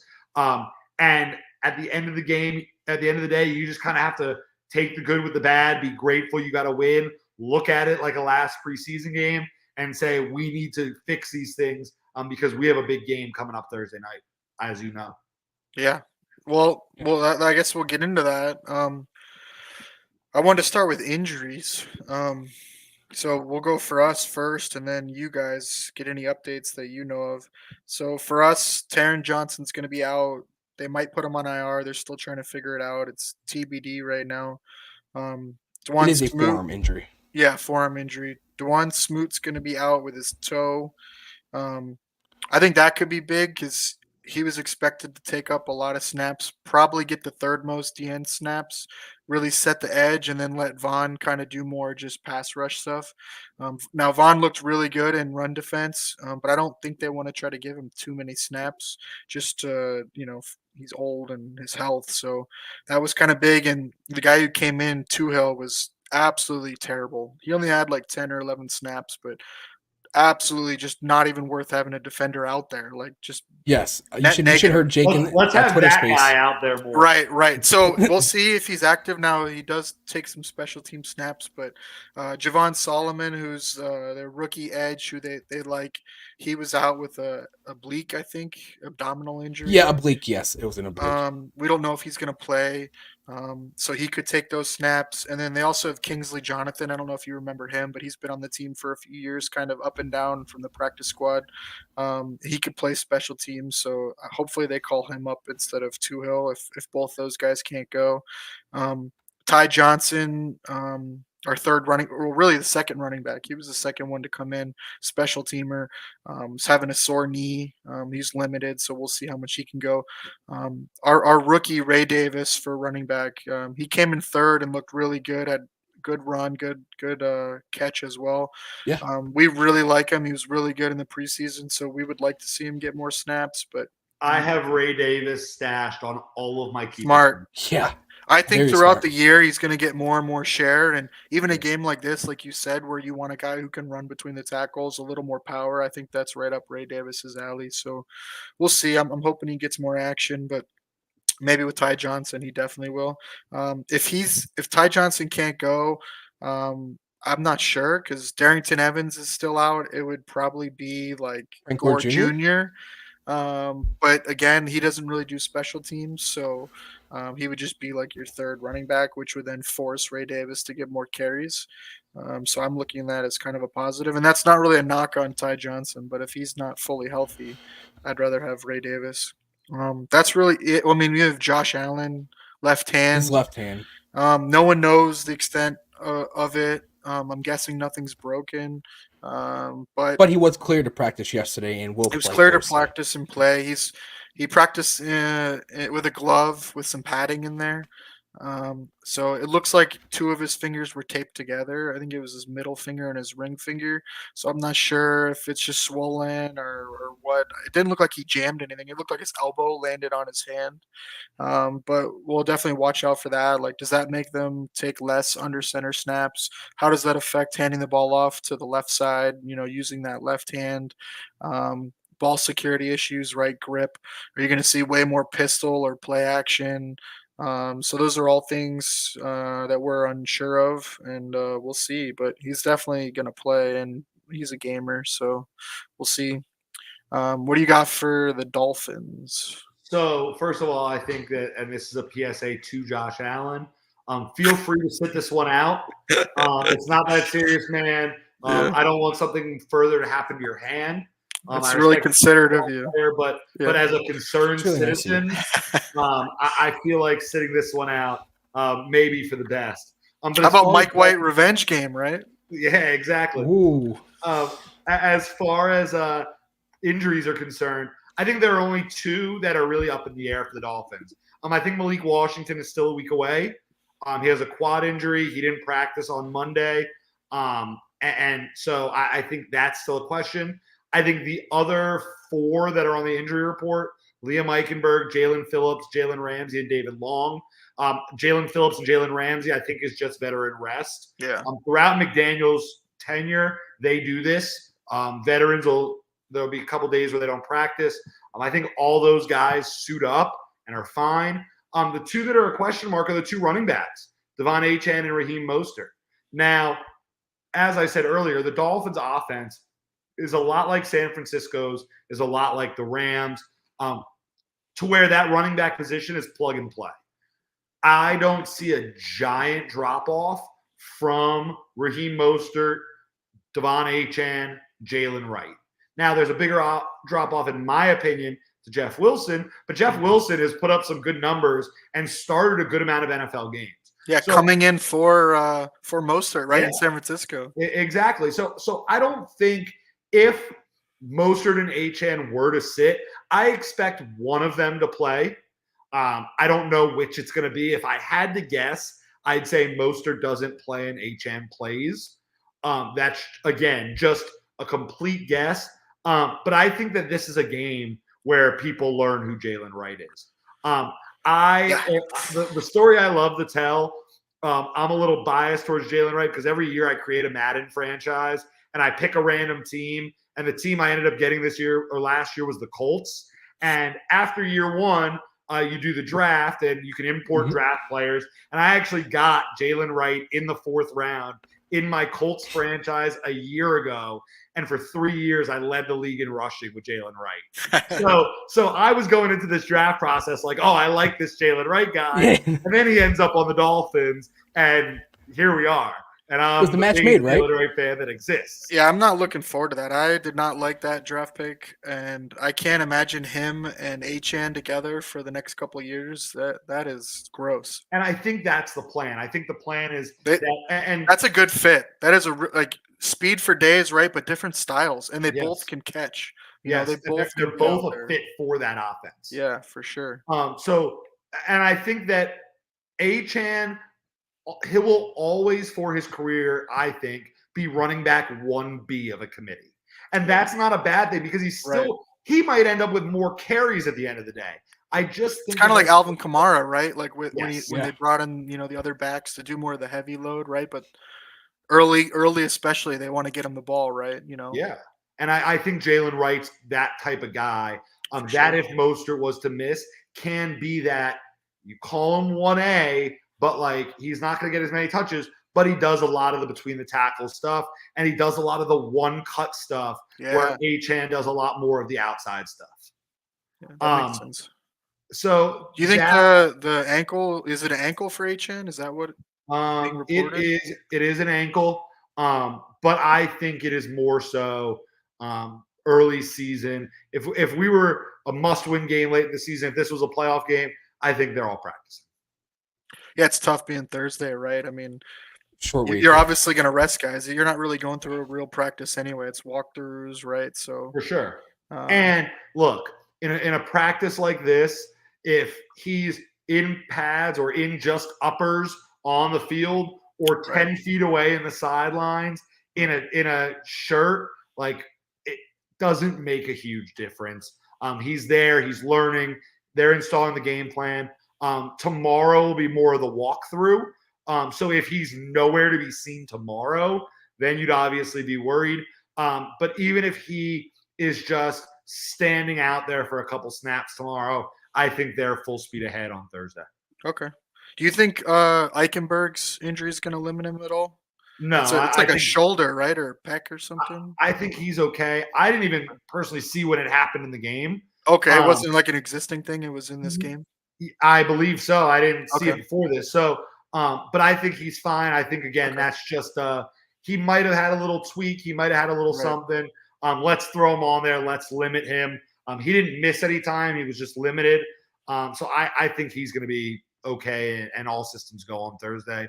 okay, I don't see any changes being made to the offensive line between now and then. okay. Sweet. All right, let's get into a little trench warfare. What do you think, Pat? Yeah, let's do it. While I'm pulling up, I do have a question for you, Jordan. If A Chain is good to go, but with his ankle injury, do you think he would still see reps at wide receiver? Yes, because Malik Washington is out and because OBJ Okay. is out. And I don't think that they want to give a full load to Braxton Berrios yet. Just simply because he limits them in a lot of aspects of that pure speed. I wouldn't be surprised if Achan lines up at receiver but has less targets and they just throw him out there or put him in motion almost as a little bit of a decoy and to keep the Bills defense honest. But I think there's a better chance they sit him than playing him and playing it very safe with him. I think if they Gotcha. put him Okay. out there, they're going to be more confident in him being able to do the full scope of what they want him to do. I'm really happy Malik Washington is not healthy and we don't have to see him twice because, man, is he electric and he Yeah. fits so perfectly in that offense, man. Like get the ball in his hands and just let him go, man. Yeah, he's definitely a perfect fit, especially in that slot Yeah, with Tyreek Yeah, and he is. Waddle. And right. even in games that they miss, and now you leave him in the slot and plug a guy like OBJ on the outside, That's a good point. lining up, let's say Waddle, OBJ, and Malik Washington still is not a terrible wide receiver trio. No, The it's Yeah. problem the not. Dolphins had, especially, and the play I think back to is week 17 or week 18 against the Bills at home last season. That play at the end of the game where Tua threw the pick Yeah. that was intended for Chase Claypool. What a bad route, man. What Tyreek a wasn't bad even on the route. field. Yeah. So, and there were a lot of plays throughout the later part of the season where when they would pull Tyreek or Waddle off the field, they would almost be forced to run the ball because they didn't even have anybody out there Yeah. that could get some separation and make a play. So I think when you start looking at Odell, you start looking at Malik Washington, they will make those plays where one of Tyreek and Waddle, who aren't going to play 100% of your offensive snaps, they need their guys. You put them in for a couple snaps, you take them out for a snap. Put them in for a couple, take them out. Having other guys there that can do things at the wide receiver position is only going to help the Dolphins, especially down the stretch of the season. Well, that's a great point from last year, where it was the campaign to get Tyreek his 2,000, right? Like, I think they learned from that, right? He was Yes. just getting used and abused, and Yes. Yeah. definitely wore down at the end. So I think having another guy like Malik, who's a weapon, would be huge. Yeah, absolutely. All right, Pat. All right, yeah, here's the first trench warfare. We have the Miami Dolphins offensive line and the Buffalo Bills defensive line. All right, so we're each going to give a matchup on either side of the ball. Pat, you want to go first? Yeah, I'm looking at Ed Oliver versus Eichenberg.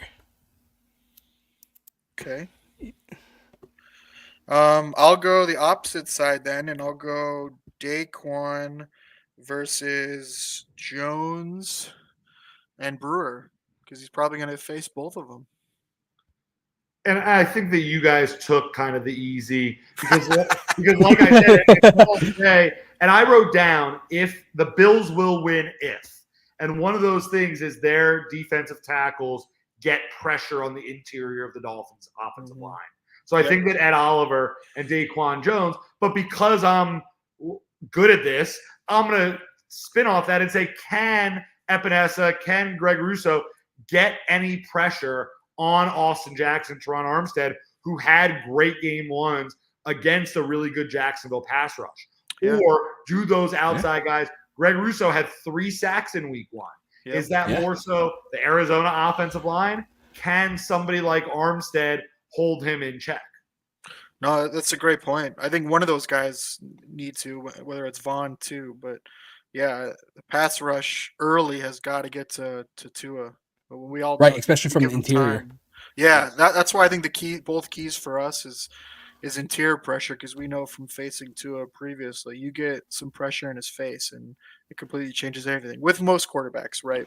Yes. But Tua specifically. That's Being true. you know being a shorter quarterback too, I think you get pressure up the middle, and it's harder for them to see what's going on as well. So, what about flip side? You got the other. Yes, I do.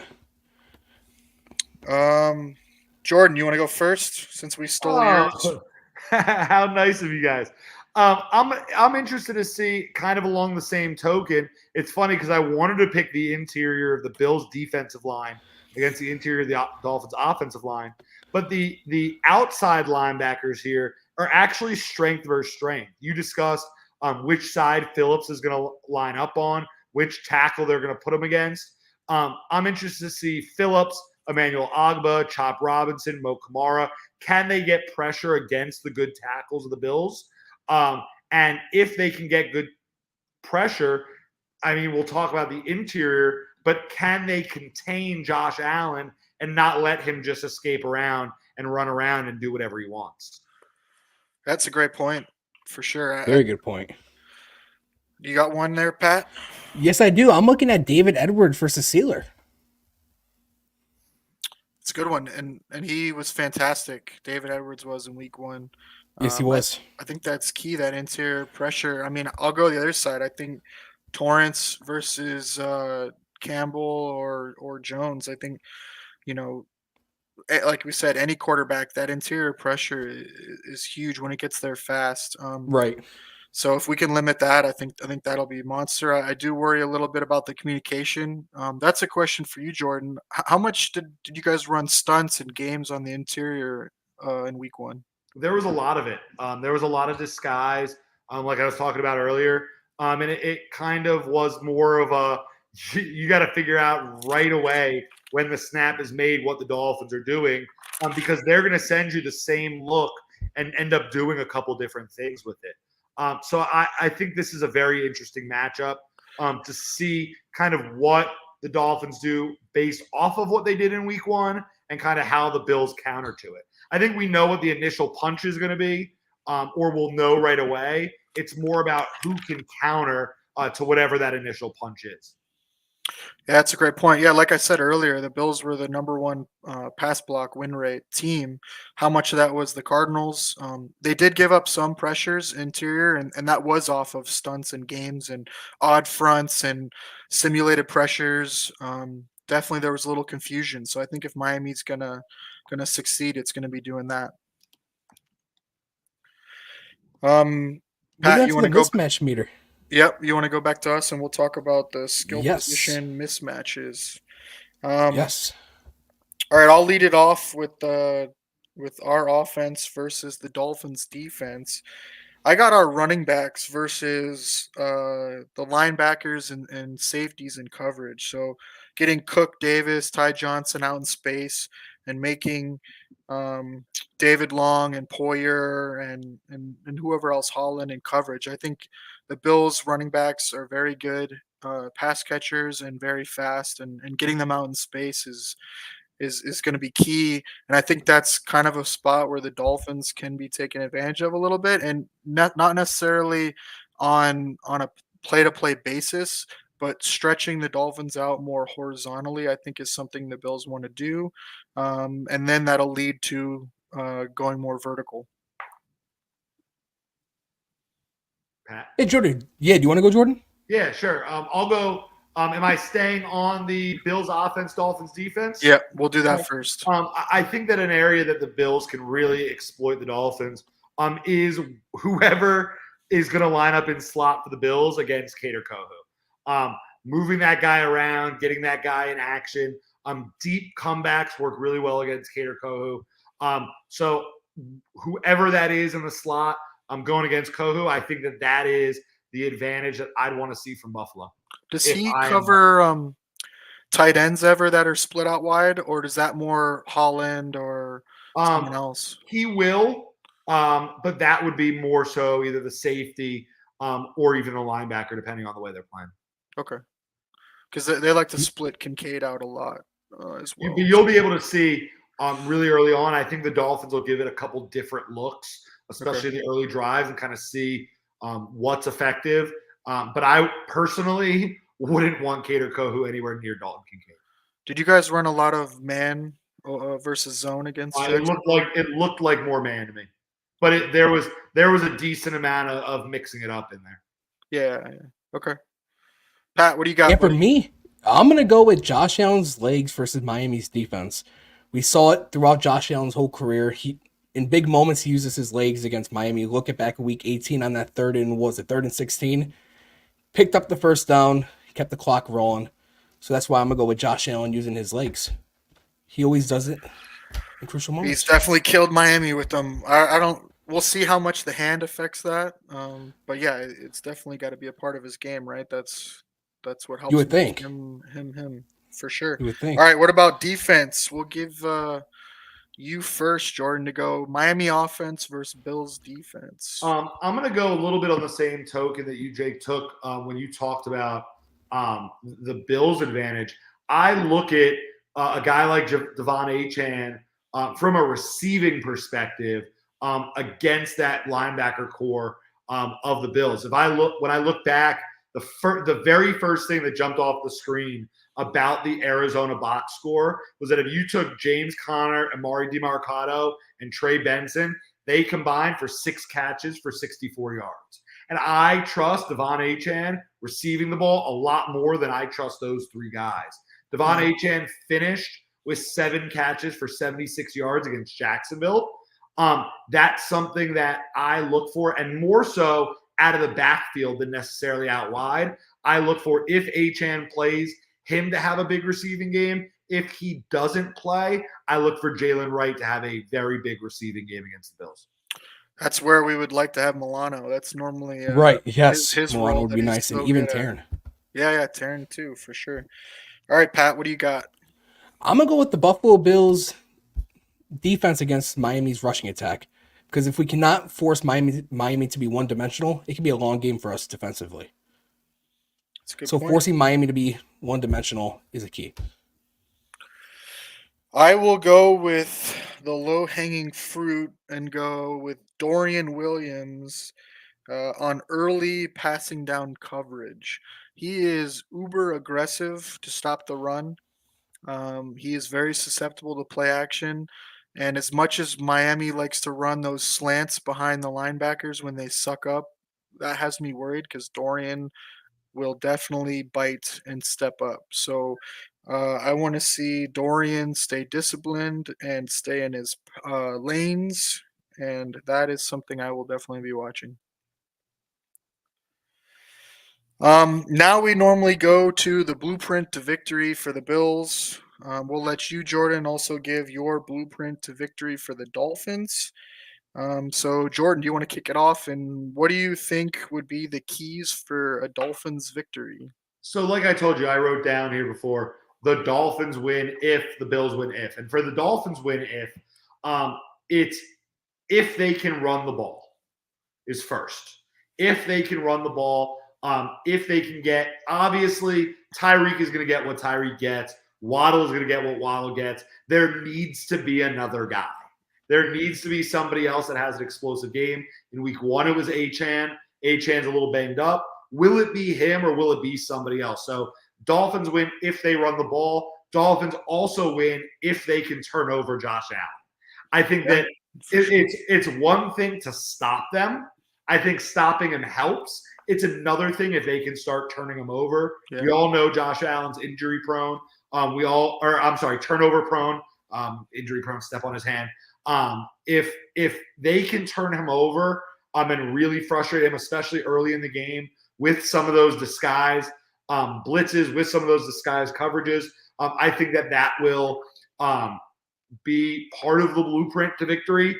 And the last one is no costly mistakes. And that's very easy to say, but you look at a team like Jacksonville last week, they win without the ETN fumble. That, to me, is a costly mistake. Tua, throughout his career in games the Dolphins lose, it always seems like he has that one very costly mistake You think about the screen to Tyreek against Kansas City overseas last year. Mm-hmm. Yep. You think about the bad throw, although it was a bad route to Claypool last year. It always seems like Tua has one play where you're like, wow, I don't know why he made that. I'm going to be honest. I look at this game. I see the Bills as a team that have a lot less talent, especially on the defensive side of the ball, as they had when we played them last year. So I think personally that the Dolphins have an advantage in a lot of areas. And I think the team that has the best chance to beat the Dolphins on Thursday night is the Dolphins. So I think if we don't beat ourselves, if we don't make any big mistakes, if we play solid Mike McDaniel Tua football, I see that as a path to victory. Okay. Pat, you got Yeah. the defense, right? Yes, All I right, what do. you got? Looking at last week against Arizona, the Bills' defense could not get off the field on third down, and Miami has a way better offense than Arizona. So my first key to victory is get off the field on third down. Don't let Tua and the Dolphins' offense stay on the field and continue their drives. My second key to victory is get Tua off his first read, as we saw the last few times we have played Miami. The Buffalo Bills defense has a lot of success when we manage to knock Tua off his first read, which comes with interior pressure. That's great. I had that written down as well, as far as limit first down success as a defensive key, right? Like Yeah. make Miami earn it, second and long, third and long. I think that's where they have an advantage for sure. All right, offense. My blueprint to victories, like Jordan's, were no turnovers. I think if we can not give any short fields or give up points like we did last week, or with the fumble in the red zone, I think that's going to be a big key. And then the other one on offense is more play action, more screens, which helps Josh keep patient, easy yards, easy plays. I think that's a huge key, because traditionally we've been able to move the ball well against Miami. It's just limit the mistakes. So I think that's a big key. And then the other one I have, which might lead to a little bit of a tangent, is special teams. No special teams mistakes. Got to be clean.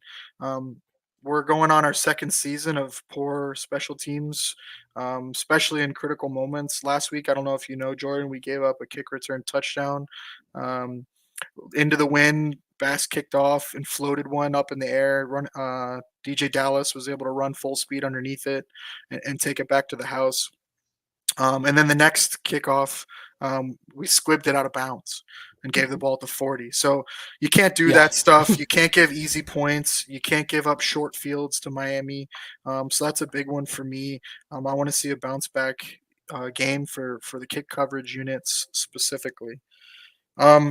Before we get to predictions, I'd like to do a little betting, since our sponsors Bet US, with a couple player props. Jordan, I know we put you on the spot last minute, but we'll let you go first so that way we don't steal yours. What are some props you got for Thursday night?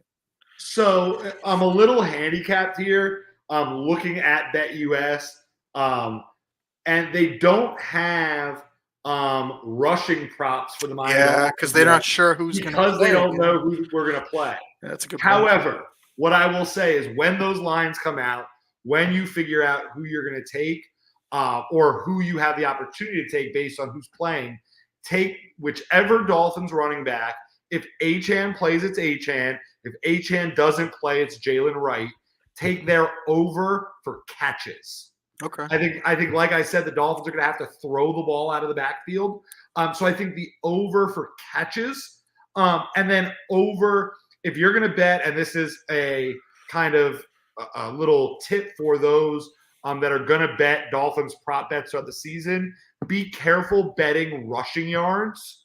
Stick more to rushing plus receiving yards, because Achane is going to get his. You just don't know whether it's going to be simply rushing or rushing plus receiving. And then the last one I'll give, because it hit the first game, and I think it's going to be constant, is Tua's over rushing yards. Tua's over rushing yards in the last game was 3.5. And you're essentially banking that he's going to run one. Yeah. And I think there's going to be one a game. I could see him finishing with 7 or 8, somewhere in there. which if it's at 3.5 or 4.5, that'll hit. Those are great. I mean, definitely the Tua rushing one. We let Kyler definitely sneak out far too often. Yeah, quite a few times. And remember, bet US, use code DO. Use code DO. So Pat, you want to do yours? Yeah, I have two. I have Josh Allen at over 245.5 passing yards at 130. And then Josh Allen over 1.5 passing touchdowns as well at -110. Those I were think I took both of both mine, yours. literally. Yeah, you did. I had over 2 touchdowns and over 250 as a parlay. I'll do a sneaky one. I like Ray Davis anytime touchdown plus 750. Ooh, I like that. With Josh Allen's hand, I don't know how much they're gonna want to let him run down there. I like Ray Davis in between the tackles. It's not really Cook's spot, and with Ty Johnson nicked up, I'm wondering if those carries go to Ray Davis. And then the other one I got is Ray Davis over receiving yards. Last week he hit it on one catch. It was really low. I'm guessing it's probably going to be low again. I think it was 12.5 last week. So I would look for that one as well. All right, gentlemen, it's time. Predictions. Yes. We will let the guest go first. I think we kind of know where you're leaning, but we'll let you go first. Well, being that I said in the last segment that I'm pretty confident the Dolphins are the better football team. I think the Dolphins win. I think the Bills keep the game close. I think that every Dolphins-Bills game for the foreseeable future is going to be relatively close. I have the Dolphins winning 27-20. I think that it comes down to a late drive, and I think the Dolphins defense gets a stop on Josh Allen, which is something they weren't able to do towards the end of last season. I think Tua has a good game. I think we're able to run the ball. And again, I think the Dolphins win 27-20.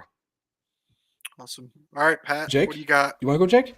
Sure, I'll go. By the way, BetUS has listed it as plus 10,000 that one of you picked the Dolphins to win this game. Wow, I like it. I believe it. So I was going back and forth, but I'll give a little numbers first. So the Bills have won 11 of the last 12 versus Miami. The score differential in those games are plus 174 for Buffalo. The Bills average over 33 points a game. The Dolphins average 24 a game.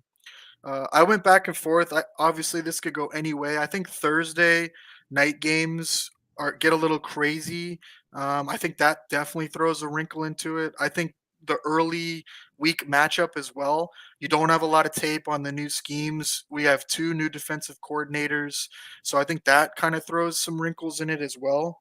I do have the Bills winning, though, 33-30 in a shootout.